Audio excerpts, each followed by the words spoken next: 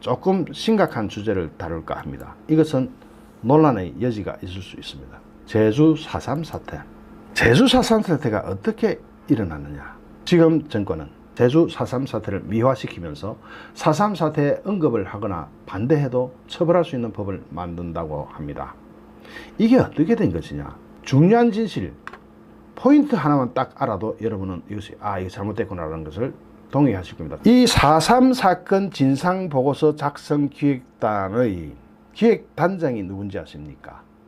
박원순이었습니다. 박원순이 기획단장을 맡고 있었던 제주 4.3 사건 진상보고단은 보고서를 작성했는데 여기에서 진짜 중요한 원인 부분을 홀라당 다 빼버렸습니다. 어떻게 홀랑 뺐느냐? 박원순의 진상보고서는 완전히 엉터리이기 때문에 지금 즉시 폐기되어야 마땅한데도 이것에 기반해서 법안이 새로 만들어지고 있습니다. 거기에다가 보상금까지 무려 1조 8천억 원 정도를 책정하고 있는 모양입니다. 우리 국민의 세금이죠. 4.3 보고서를 보면은 마치 독재 정권에 항거하는 무장 봉기인 것처럼 국민들로 하여금 헷갈리도록 만듭니다. 그럴까요? 제주 4.3 사태가 이승만 정권이 독재 반발해서 일어난 것일까요? 그럼 3선 이유가 되겠는데, 일어난 날짜로 볼 때 3선은 고사고 그냥 6.25 전에 일어났던 사건입니다. 말이 안 되는 거죠. 이렇게 앞뒤를 찍어 바른다고 됩니까? 제주 4.3 폭동은 당시 50선거 반대, 50선거가 우리나라 초대 국회의원 뽑는 선거입니다. 국회의원 뽑는 선거를 반대하는 겁니다. 대한민국 정부 수립을 반대하면서 적화 통일, 반미 투쟁, 남로당 수호라는 목표를 위해서 남로당 중심의 폭도 400여 명과 협조자 이런 사람 1000여 명이 제주도 안에 있는 12개 경찰지서를 공격함으로써 이게 촉발됐습니다. 멀쩡한 경찰서를 공격할 때는 그것이 잘된 행위입니까? 아무리 주장하는 바가 옳더라도 투표를 거치거나 민주주의 사회라면 데모를 해야지 왜 느닷없이 경찰서와 우익을 공격합니까? 이 공격으로 4월 3일 하루 만에 경찰이 4명이 사망하고 부상이 8명이 발생했고 행방불명이 2명, 우익의 사망이 8명, 부상 19명에 달했습니다. 이에 반해서 폭도는 3명이 사망하고 1명이 생포됐습니다. 그렇다면 여러분이 볼 때 기습공격이죠. 기습공격을 먼저 해가지고 폭도 측은 사망자가 3명이고 경찰과 우익의 사망자는 총 12명이었습니다. 4배가 많았습니다. 부상자는 훨씬 더 많았고요. 제주 4.3 폭도 대장 김달삼, 여러분 많이 들어보셨죠? 김달삼 하죠?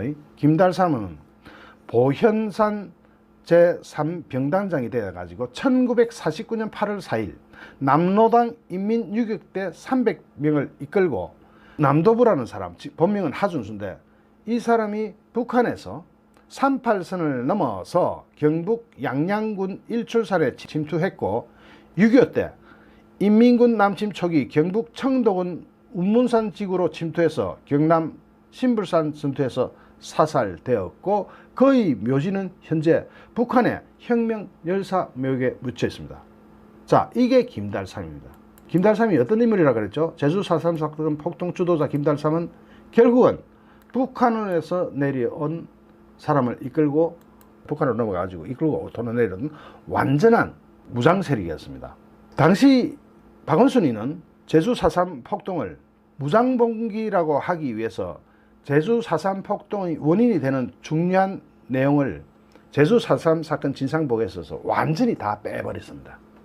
이런 원인들, 저들이 먼저 경찰서를 공격하고 민간인을 공격해가지고 12명의 희생자가 난 것이 사건의 촉발이었는데 이 원인을 빼버리고 무장봉기로 꾸며버리는 겁니다. 선후가 빠진 후만 기술한다면 이것은 정상적인 역사가 될 수가 없죠. 역사에서 원인을 빼면 뭐가 역사입니까 그게?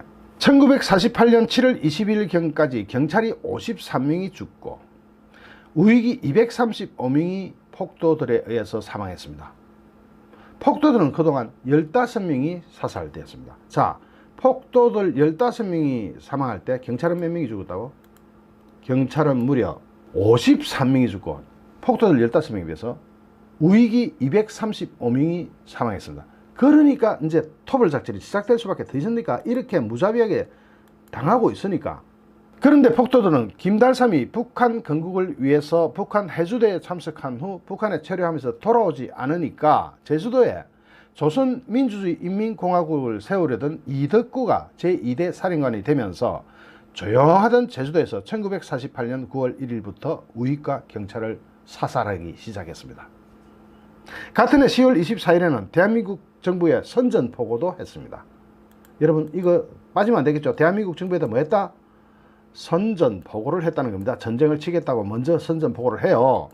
그리고 1948년 11월 2일 제주 주군 국군 구연대 6중대를 공격해서 하루 만에 중대장을 비롯한 국군 21명을 사살합니다.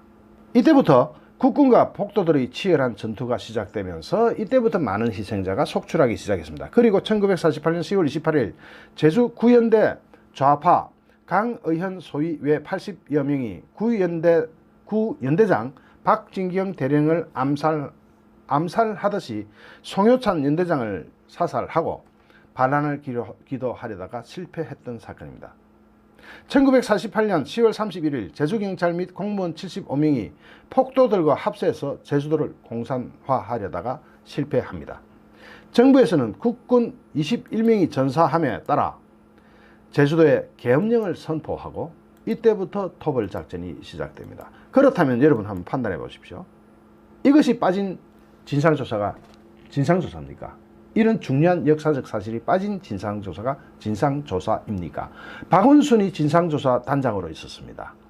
그런데 이런 역사적으로 중요한 정말 중요한 사건을 홀라당 빼버리고 그 뒤에 것만 기술하니까 마치 토벌군이 양민을 학살한 것처럼 돼버렸습니다. 이런 낯뜨거운 일이 일어났습니다. 그러면서 결론은 뭐냐? 1조 8천억 원의 보상비를 주자. 제주 4.3 사건으로 군사재판을 받은 2,500여 명을 군사재판이 불법이라고 하여 무효화시켜버리자. 4.3 사건에 대해서 왜곡하는 자들을 처벌하자 하는 것이 제주 4.3 사건 특별법 개정 아닙니다. 이 진상에 대해서, 이 진실에 대해서 더 이상 연구를 하거나 공부를 하거나 남한테 알려주는 행위를 처벌하자고 나온 게 이번 개정 아닙니다. 제가 이 진실에 대해서 이야기하는 것도 오늘이 마지막일지도 모릅니다. 왜냐하면 이 법이 발효되고 나면 집행유예 기간에 있는 저로서는 모든 것을 알고 있으면서도 입을 벌리지 못하는 희한한 상태에 들어가야 하기 때문입니다. 여러분은 이것이 정의로운 나라라고 생각합니까? 국민이 말할 수 있는 권리, 국민의 언론 자유, 학술의 자유, 학문의 자유, 이것이 이 법이 통과되는 즉시 말살됩니다. 이 법은 결코 통과되어서는 안 됩니다. 그러면 통과시키지 않을 수 있는 방법은 뭐겠습니까? 국민들한테 알려야 합니다. 국민들이 이 진상을 알아야 합니다. 알고 나서 국민들이 처음부터 다시 한번 파봐라 하고 재조사를 명할 수 있어야 합니다. 재조사할 때는 보수와 진보 인사가 공히 같이 참여해서 합의에 의한 재조사를 진행해야 합니다. 진보를 빼자는 얘기가 아닙니다. 보수 인사도 참여시켜달라는 얘기입니다. 가서 같이 논의해보자. 이 진실이 있고 사진이 있고 증거가 있고 그 당시에 제주도에서 대한민국 정부를 상대로 선전포고까지 했는데 이것은 어떻게 해석할 것이냐. 남로당이 대한민국을 적화하기 위한 작전의 일환이었는데 그것을 마치 무장 봉기인 것처럼 꾸며대면 이런 엉터리 역사가 어디에 있느냐라고 말해야 합니다.